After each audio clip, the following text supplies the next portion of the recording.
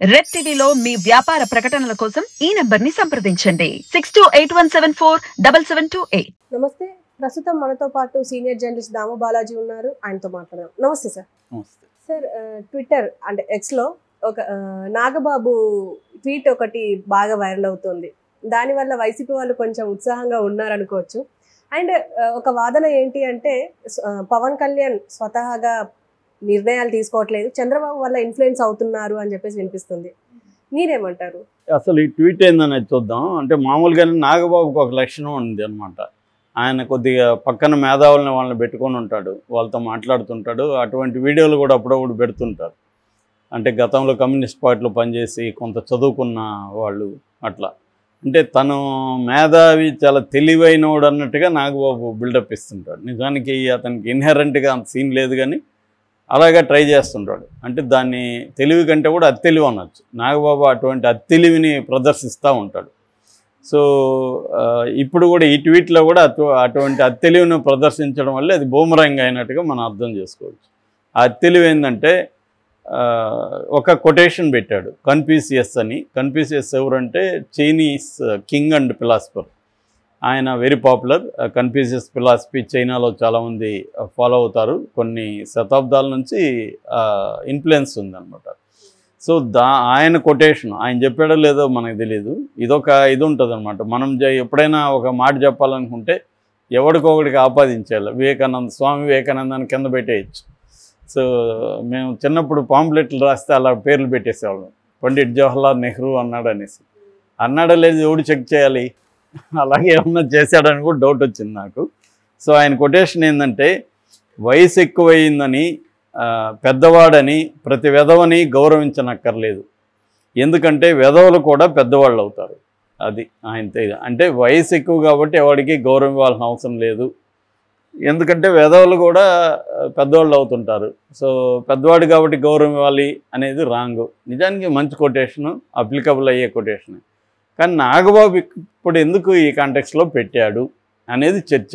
ఎవరిని ఉద్దేశించి పెట్టాడు? ఎందుకంటే ఇప్పుడు కూటమి ముగ్గురు కలిసి ఉన్నారు, మూడు పార్టీల కూటమిలో పెద్దవాళ్ళు ఇద్దరే ఉన్నారు, చంద్రబాబు, మోడీ అనేంత ధైర్యం కానీ మోడీ అనేంత ఇది కానీ ఈయనకు ఉండదు. కాబట్టి చంద్రబాబు మీదే డైరెక్ట్గా చెప్పలేక ఇలా చెప్పాడు అనేది ఒక వ్యాఖ్యానం. ఎందుకంటే ఆల్రెడీ జనసేనలో కూడా పవన్ కళ్యాణ్ మీద కొన్ని రకాల అసంతృప్తులు ఉన్నాయి. దానికి కారణాలు కూడా నేను ఎక్స్ప్లెయిన్ చేశాను గతంలో కూడా. అది కారణం కూడా మేజర్గా పవను చంద్రబాబు కూడా. అంటే చంద్రబాబు విపరీతమైన పవన్కి ఇంపార్టెన్స్ ఇవ్వడం, వాళ్ళ ఇంటికి వెళ్ళడం, కోఆర్డినేషన్ కమిటీలు పెట్టడం, జాయింట్ సభలు పెట్టడం, జాయింట్ మేనిఫెస్టోలు అనౌన్స్ చేయడం, ఇవన్నీ గతంలో చేయనివన్నీ కూడా చంద్రబాబు ఏ పొత్తు పార్ట్నర్తో కూడా చేయనివన్నీ కూడా పవన్ కళ్యాణ్తో చేస్తున్నాడు. దానికి చంద్రబాబుకు ఉండే అవసరాలు ఉన్నాయి. ఎందుకంటే చంద్రబాబు ఈసారి విడిగా తనొక్కడే పోటీ చేసి జగన్తో ఢీకొనలేడు, రాలేమనే ఒక కాన్ఫిడెన్స్ ఆయనకి లేదు. కాబట్టి ఆయన జనసేనకి ఇంపార్టెన్స్ ఇవ్వాలనేది ఉంది. అయితే ఆయనకి ఎక్కడ ఇంపార్టెన్స్ ఇవ్వాలి, ఎక్కడ ఇవ్వకూడదు అనేది ఆయనకి సుదీర్ఘ రాజకీయ అనుభవం ఉంది. కాబట్టి ఇప్పుడు మామూలుగా మనకి చాలా సార్లు భార్య భర్తల మధ్య ఎలా ఉంటుందంటే, భార్యకి చాలా ఇంపార్టెన్స్ ఇస్తున్నట్టు భర్తలు కనబడతారు, కానీ డెసిషన్ మేకింగ్లో భార్యలకి ఏమి ఇంపార్టెన్స్ ఇయ్యరు. వాళ్ళు డెసిషన్ ఇతనే తీసుకుంటుంటాడు. అందువల్ల భార్య భర్త బయటికి చూస్తే భార్య చాలా డామినేట్ చేస్తుంది ఇంట్లో అనిపిస్తుంది. కానీ అందుకే నేను చాలాసార్లు అడుగుతుంటాను, మీ ఇంట్లో ఎవరు డెసిషన్లు తీసుకుంటారని. సో డెసిషన్లు తీసుకునే దగ్గర అది కూడా కీ డెసిషన్. చిన్నవి అయితే ఆమె తీసుకోవచ్చు, చిన్నవి అది కూడా క్లవర్గా వాళ్ళు ఇచ్చేస్తారు. కానీ అతి ఇంపార్టెంట్ డెసిషన్ అంటే ఒక ఇన్వెస్ట్ చేయాలి, ₹1 కోటి ఇన్వెస్ట్ చేయాలి, అది ఎవరు తీసుకుంటారు, ఎక్కడ ఇన్వెస్ట్ చేయాలి, ఎవరు చేయాలి, ఇటువంటి లేదా బాబును పలానా స్కూల్లో వేయాలి, ఎవరు తీసుకుంటారు, ఇటువంటి ఇంపార్టెంట్ డెసిషన్స్ని భర్తలే తీసుకుంటారు, భార్యలకి చిన్నవి వదిలేస్తారు. సో వాళ్ళు ఏమనుకుంటారంటే చాలా ఇంపార్టెన్స్ ఇస్తున్నారు, మీ ఇంట్లో భార్య డామినేషన్ అన్నట్టుగా అనుకుంటారు. అలాగా చంద్రబాబు కూడా ఏం చేశాడంటే పవన్ కళ్యాణ్కి చాలా ఇంపార్టెన్స్ ఇచ్చినట్టుగా ఇచ్చాడు, కానీ ఫైనల్గా సీటు ఇవ్వడం దగ్గర చంద్రబాబు తన తెలివితేటల్ని, తన అనుభవాన్ని చూపించాడు, కంట్రోల్ చేసేసాడు పవన్ కళ్యాణ్ని. అంటే చివరికి 24 అసెంబ్లీ ఇస్తే బీజేపీకి త్యాగం చేయాల్సి వస్తే చంద్రబాబు త్యాగం చేయలే, పవన్నే త్యాగం చేయమన్నాడు. ఎందుకంటే బయటికి నిజానికి చంద్రబాబుకి బీజేపీ అవసరం పవన్ కంటే. పవన్కి ఎందుకు బీజేపీ అంటే ఏమన్నా నేషనల్ లెవెల్లో కుదిరితే ఒక మినిస్టర్ ఇస్తారేమన్నా ఆశ తప్ప అది గ్యారంటీ లేదు. చంద్రబాబుకి ఎందుకు? నెక్స్ట్ తను ఓడిపోయి జగన్ అధికారంలోకి వస్తే మోడీ అక్కడ ఉంటే తనని అరెస్ట్ చేసే అవకాశం ఉంది. తను అధికారంలోకి వచ్చినా మోడీ అక్కడ ఉంటే మోడీకి అనుకున్నాడంటే ముఖ్యమంత్రి అయినా కూడా కేజ్రీవాల్ని చూసాము, హేమంత్ సోరెన్ చూసాము, ఈడీలు వచ్చి లోపలేసిస్తాయి. ఆ భయంతో చంద్రబాబు మోడీతో మంచిగా ఉందాం లేకపోతే ఈడీకి బలవ్వాలని ఆయన మోడీకి కలవాలి. కానీ చంద్రబాబు తెలియక ఏం చేశాడు, ఇతన్నే ఫిక్స్ చేశాడు ముందు పెట్టి. సో నువ్వే కదా కలిపింది కాబట్టి నువ్వు త్యాగం చేయని చెప్పి ఇతను కూడా త్యాగరాజు అవతారం అయితే త్యాగం చేశాడు. దీనివల్ల అసంతృప్తి బాగా పెరిగింది. రెండవది పవన్ కళ్యాణ్ కూడా నేను ముఖ్యమంత్రి అవుతా అని ఒకసారి, నేనెట్లా అవుతా, అనుభవం కావాలి కదా అని ఇంకొకసారి ఏమో 30 వస్తే ముఖ్యమంత్రి అవుతానని ఒకసారి, 30 వస్తే ముఖ్యమంత్రి అవ్వడానికి 30 సీట్లు నీకు ఇవ్వాలి కదా ముందు. సో ఇలాగంతా అనేసరికి జనం ఏమనుకున్నారంటే కనీసం ఒక 50-60 ఇస్తారేమో ఇతనికి అని అనుకున్నారు. అంటే ఉన్నదానికంటే బ్లోఅప్ చేసి చూపించారు ఇద్దరు కలిసి బలాన్ని. దానివల్ల వాళ్ళు ఇప్పుడు డిసప్పాయింట్ అయ్యారు. ఈ డిసప్పాయింట్లో నుంచి ఇప్పుడు ఏమైందంటే కనీసం 21 తీసుకున్నాం, ఆ 21నన్నా ఒక కాన్ఫిడెంట్గా అనౌన్స్ చేయడం. ముందే ప్లాన్ ఉండాలిగా, నీకు ఏ నియోజకవర్గాలు ఎవరెవరిని నాయకులను పెట్టుకోవాలనేది కొంత ప్లాన్ ఉండాలిగా, అవేమీ కనిపించలేదు. సో ఇప్పటికి కూడా అతను 7-8 అనౌన్స్ చేశాడు తప్ప మిగతా ఏమేమి అనౌన్స్ చేయకుండా అలాగే ఉన్నాడు. తన సీటే కన్ఫ్యూజన్లో ఉన్నాడు. ఇప్పుడు తనేం చెప్పాలి జనాలకి, నేను అసెంబ్లీలో అయినా పోటీ చేస్తా లేకపోతే ఏదో ఒకటి తేల్చి చెప్పాలి, తేల్చి చెప్పట్లే. చెప్పకపోగా అమిత్ షా సూచిస్తే కాకినాడకి ఎంపీగా చేస్తా లేకపోతే పిఠాపురం చేస్తా, ఈ డ్రామాలు ఆడుతున్నాడు.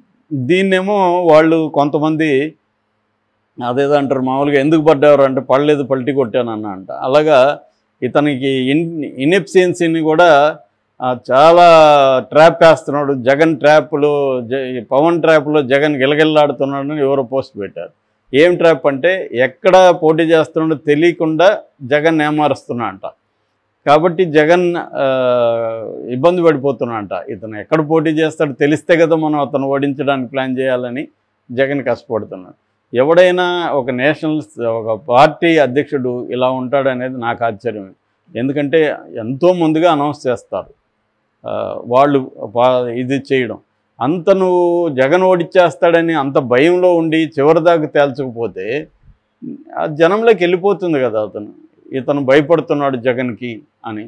సో నువ్వు ఆ సత్తా కూడా లేకపోతే, ముందుగా నియోజకవర్గం అనౌన్స్ చేసే సత్తా కూడా లేకపోతే, ఇప్పుడు చంద్రబాబు అలా చేయట్లేదు, లోకేష్ అలా చేయట్లేదు, బాలకృష్ణ అలా చేయట్లేదు, జగన్ చేయట్లేదు, ఏ లీడర్ కూడా తన నియోజకవర్గం ఏదని తేల్చకుండా ఉండరు. కానీ ఇప్పటికి కూడా పవన్ కళ్యాణ్ తేల్చకపోవడం. రెండోది అమిత్ షా చెప్తే అని. అమిత్ షా ఎవడు నీకు చెప్పడానికి? నువ్వు పార్టీ లీడర్వి, అమిత్ షా నీకెందుకు చెప్తాడు? సో ఈ కన్ఫ్యూజన్ ఉంది. ఈ కన్ఫ్యూజన్కి కారణం చంద్రబాబే అని చాలామంది నమ్ముతున్నారు. ఎందుకంటే చంద్రబాబు కంప్లీట్ గ్రిప్లో పవన్ కళ్యాణ్ ఉన్నాడని. మేబీ ఈయనకి కూడా అలాంటి కోపం ఉందా నాగబాబుకు కూడా చంద్రబాబు మీద? ఎందుకంటే నాగబాబు టికెట్ కూడా పోయింది. అనకాపల్లి అనుకున్నారు, నాగబాబు టికెట్ కూడా త్యాగం చేశాడని పవన్ కళ్యాణ్ ఓపెన్గానే చెప్పాడు. సో పైకి ఎన్ని చెప్పినా దీని లోపల, ఎందుకంటే మళ్ళీ 5 ఏళ్ళు వెయిట్ చేయాలి, మళ్ళీ వస్తుందో రాదు. కాబట్టి టికెట్ పోయిందంటే బాధ ఉంటుంది, కోపం ఉంటుంది. దీనికి కారణం ఎవరు అనేది అనుకున్నప్పుడు చంద్రబాబే. సో చంద్రబాబు మాట ఆయన పెద్దోడు కాబట్టి వినాల్సిన అవసరం లేదని ఇలా పెట్టాడా అనేది ఒక వెర్షన్. కాకపోతే రెండో వెర్షన్ జనసైనికులు చెప్పేది ఏంటంటే ఇది హరిరామ జోగయ్య ముద్రగడలను ఉద్దేశించి చెప్పింది అని. కానీ ఇప్పుడు చెప్పాల్సిన అవసరం లేదు వాళ్ళని చెప్తే. అంతకుముందు చెప్పుంటే, ఎప్పుడైతే వాళ్ళు లెటర్లు రాస్తూ ఉన్నారో అప్పుడు కానీ ఈయన పెట్టుంటే అది కరెక్టే. హరిరామ జోగయ్య ముసలోడు అయిపోయాడు, ఈయన భాషలో అతను ఒక ఎదవ, అతని ఏజ్ అయింది కాబట్టి పెద్దోడని అతని మాట ఎన్నక్కర్లేదని అప్పుడు చెప్పచ్చు. ఇప్పుడు అసలు హరిరామ జోగయ్య ముద్రగడ ఓపెన్గా వైసీపీలోకి వెళ్ళిపోయారు కదా. హరిరామ జోగయ్య కొడుకు వెళ్ళిపోయాడు, సూర్యప్రకాష్, ముద్రగడ వెళ్ళిపోయాడు. ఇప్పుడు వాళ్ళు చెప్పడం ఎవరు వింటారు? అవసరం లేదు కదా. కాబట్టి క్లియర్గా ఇది చంద్రబాబును ఉద్దేశించే, లేకపోతే వీళ్ళ కాంటెక్స్ట్లో ఇంకే పెద్ద అయినా లేదు. కాబట్టి నాగబాబు చాలా అతి తెలివి చూపించాడు. కానీ దొరికిపోయాడు అని పెడుతున్నారు. దీన్ని మరి నాగబాబు క్లారిఫై చేస్తాడా నేను చెప్పింది ఎవరి మీదని, లేకపోతే వదిలేస్తాడా? ఒక గమనిక కూడా వేస్తాడు. అందుకని ఆ గమనిక ఏంటంటే ప్రతి ఒక్కడు ఏది పెట్టినా మాకే అని తడుముకుంటున్నారు, నేను ఎవరిని ఉద్దేశించి పెట్టలేదు, అదేంటి ఇది ఎన్నికల సమర సమయంలో ఒక జీవిత సత్యం చెప్పాను. ఇదే నేను అనేది అది తెలియని. అంటే ఎదుటి వాళ్ళు నమ్ముతారని వీళ్ళు నమ్ముతారు చూడు, అదే అది తెలివి అనమాట. నువ్వు ఇప్పుడు ఎందుకు జీవిత సత్యాలు చెప్తున్నావు? ఒక రాజకీయ నాయకుడు జీవిత సత్యాలు ఏమి చెప్పడు. అతనికి ఏది పెట్టినా దాని వెనక ఒక పర్పస్, ఒక అర్థం, వ్యవహారం ఉంటుంది. కానీ అది కాదని చెప్పాలి. అదే నేను చాలాసార్లు చెప్తుంటాను. నేను తానేమనుకోవాలో చెప్పడు, తానేమనుకోవాలని ప్రజలు అనుకోవాలో అది చెప్తాడు రాజకీయ నాయకుడు అని. ఈయన కూడా అదే అటువంటి తెలివి ఇంకొకసారి చూపించాడు. Okay sir, thank you.